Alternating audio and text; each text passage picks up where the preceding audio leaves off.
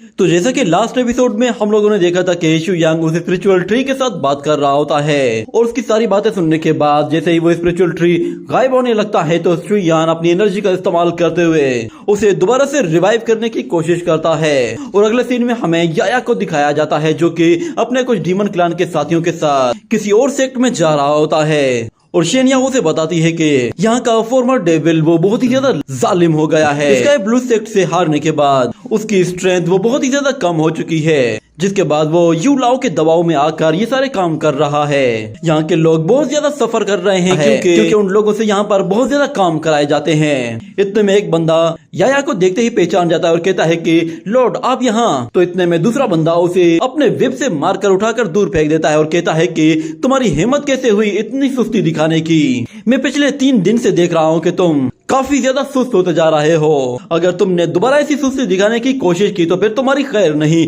ये सुनकर याया को बहुत गुस्सा आता है और वो कहता है कि क्या कहा तुमने। तो वो डिसाइपल कहता है कि तुम हमारे बीच में मत आओ, ये हमारा आपस का मामला है। इतने में शेनिया उसे पकड़कर जोर से जमीन पे दे मारती है और उससे कहती है कि हमारे लॉर्ड से इस तरह कोई बात नहीं करता। जिस पर वो डिसाइपल कहता है कि गॉड्स और डीमंस के डिवाइड होने के बाद मैंने कभी किसी लॉर्ड का नाम नहीं सुना, प्लीज मुझे यहाँ से जाने दो। ये कहने के बाद शेनिया देखती है कि वहाँ पर कुछ और उसके साथी आ रहे होते हैं जो कि काफी पावरफुल होते हैं। मगर इतने में याया उन लोगों से कहता है कि मैंने तुम लोगों से कहा भी था कि मेरे रास्ते में कभी भी मत आना। ये कहते ही वो उन लोगों पर एक जोरदार ग्रेविटी प्रेशर एक्टिवेट कर देता है, जिसकी वजह से वो सब के सब वहीं पर ही जमीन में दब जाते हैं। मगर इतने में हमें दिखाया जाता है कि वहाँ पर उन लोगों का एक लीडर आता है जो कि याया को देखते ही कहता है कि बिग ब्रदर ये तो वाकई में तुम हो। ये कहते ही वो उसे दौड़ते हुए आकर गले लगा लेता है और कहता है कि मैंने सोचा भी नहीं था कि तुम अभी तक जिंदा होगे।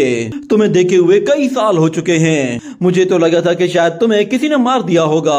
आखिर तुम इतने दिन तक कहाँ चले गए थे, मैं तुम्हारे लिए कितना परेशान था। और फिर वो बंदा अपने साथियों से कहता है कि मैंने तुम लोगों को कितनी मर्तबा बताया है कि ये मेरा सेकंड ब्रदर है, क्या तुम लोगों को ये बात याद नहीं रहती। ये मेरा सेकंड ब्रदर फांटियान शेन है। ये सुनकर याया भी बहुत खुश होता है। उसे लग रहा था कि जैसे वो बहुत ही ज्यादा पॉपुलर है और सब लोग उसे जानते होंगे। मगर इतने में वो ड्रैगन लीडर डिसाइपल को उठाकर उसे वहीं पे ही डिस्ट्रॉय कर देता है क्योंकि उसने याया से बदतमीजी के साथ बात की थी।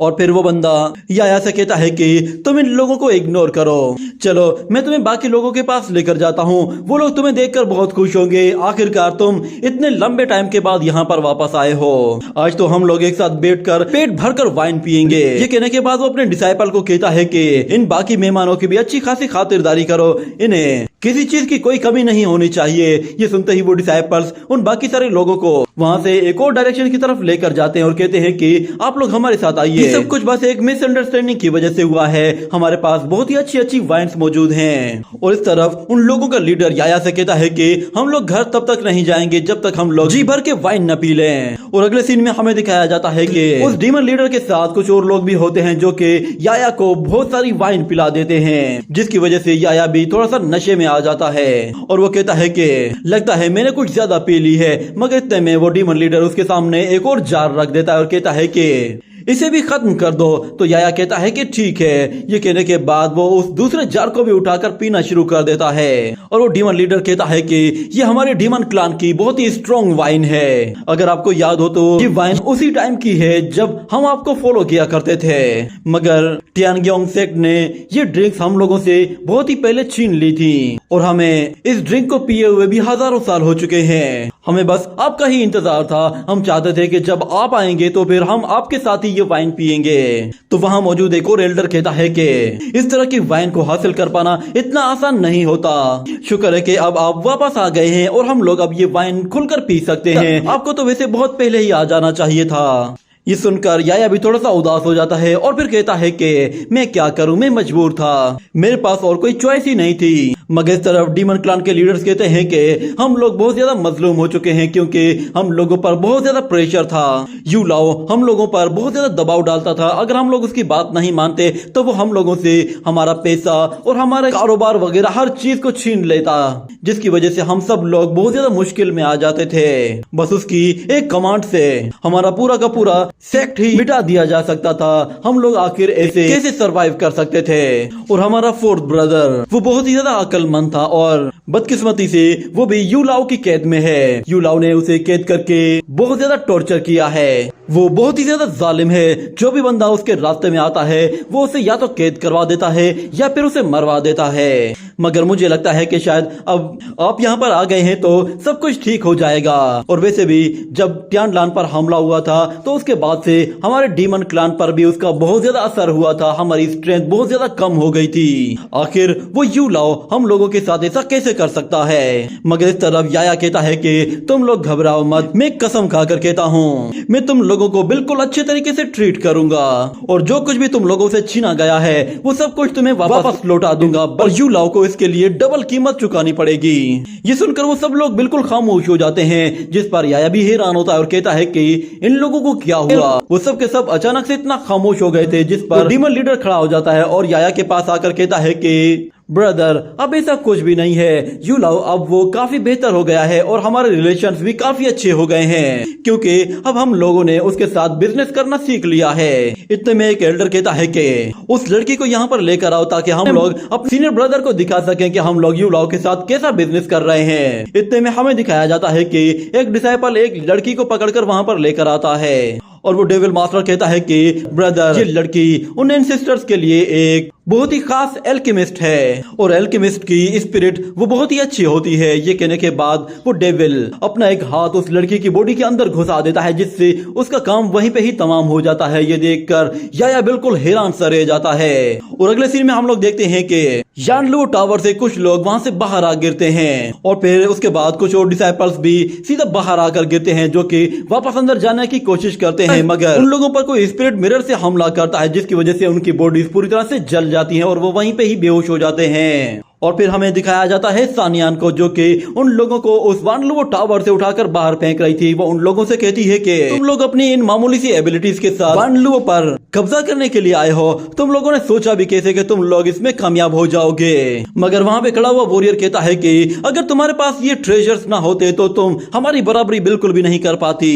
इसीलिए तुम इन ट्रेजर्स के दम पर इतना इतराओ मत, तुम इनके बगैर कुछ भी नहीं हो। मगर सानियान कहती है कि जो बंदा जीत नहीं पाता वो हमेशा से कोई ना कोई बहाना बनाता है और तुम भी बिल्कुल वैसे ही बहाने कर रहे हो। मगर अब इसका कोई फायदा नहीं है, यहाँ से दफा हो जाओ। ये सुनकर वो वॉरियर गुस्से में अपने साथियों से कहता है कि सब लोग एक साथ टूट पड़ो इस पर। तो दूसरी तरफ सानियान अपने स्पिरिट मिरर का इस्तेमाल करते हुए उन लोगों की अच्छी खासी धुलाई कर रही होती है। मगर इस तरफ वो वॉरियर देखता है कि एंसेस्टर क्लान का बंदा बिल्कुल वहीं पे एक जगह खड़ा हुआ है। वो फाइट करने के लिए ना आगे जा रहा है, ना ही अपने किसी फाइटर को आगे भेज रहा है। जिसके बाद वो उससे कहता है कि तुम्हें क्या हुआ है, तुम क्यों नहीं लड़ रहे?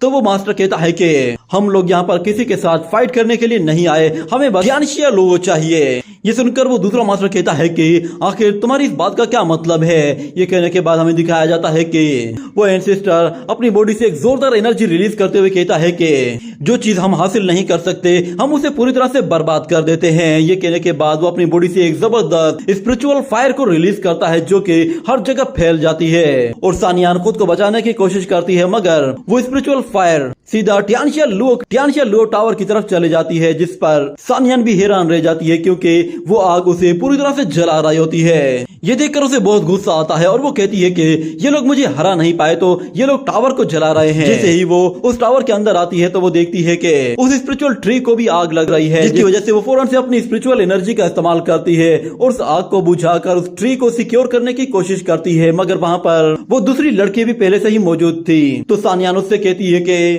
तुम यहाँ से चली जाओ। मगर वो लड़की कहती है कि नहीं, तुम अपनी एनर्जी अगर इस आग को बुझाने में लगा दोगी तो मुझे नहीं लगता कि तुम उन लोगों से फाइट कर पाओगी। मगर सानियान कहती है कि नहीं, मेरा मास्टर अभी तक यहाँ से बाहर नहीं आया, मुझे हर हाल में इस ट्री को प्रोटेक्ट करना ही होगा। ये कहने के बाद वो उस ट्री को प्रोटेक्ट करने के लिए उसके चारों तरफ एक बहुत बड़ा बैरियर बना देती है।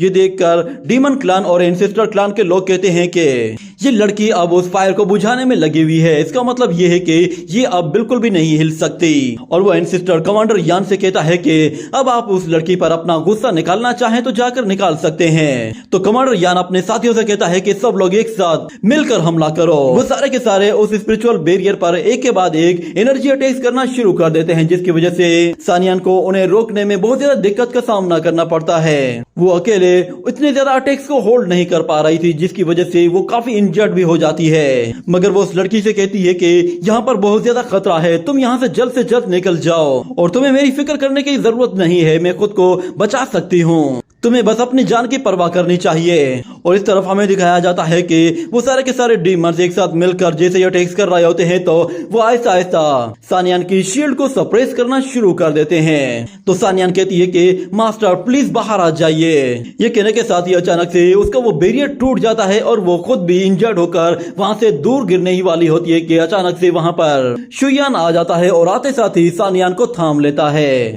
और आते साथ ही उससे कहता है कि तुम्हारे हार्ड वर्क के लिए तुम्हारा बहुत बहुत शुक्रिया, मगर तुम्हें घबराने की जरूरत नहीं है, अब मैं यहाँ पर आ गया हूँ। ये कहते ही वो जैसे ही अपनी बॉडी से ऑरा रिलीज करता है तो उस टावर में लगी हुई सारी की सारी आग बुझ जाती है और उसके आसपास खड़े हुए सारे के सारे डिसाइपल्स वहां से दूर जा गिरते हैं। ये देखकर कमांडर यान बिल्कुल हैरान सा रह जाता है और वो कहता है कि ये सब के सब लोग एक साथ ही बाहर आ गए हैं और वो स्पिरिचुअल ट्री वो भी बिल्कुल सही सलामत होता है। और कमांडर यान शुयांग को देखते हुए कहता है कि तुम हमारे सामने कुछ भी नहीं हो, मगर मैं जानना चाहता हूँ कि आखिर तुम करना क्या चाहते हो। ये कहने के बाद शुयांग उन लोगों पर एक जोरदार ग्रेविटी प्रेशर एक्टिवेट कर देता है जिसकी वजह से वो जमीन के अंदर धंस जाते हैं। शुयांग उन लोगों से कहता है कि आज से डीमन क्रान वापस से माउंटेन एट सी रियलम में चला जाएगा और जो भी शख्स मेरी बात नहीं मानेगा वो मारा जाएगा।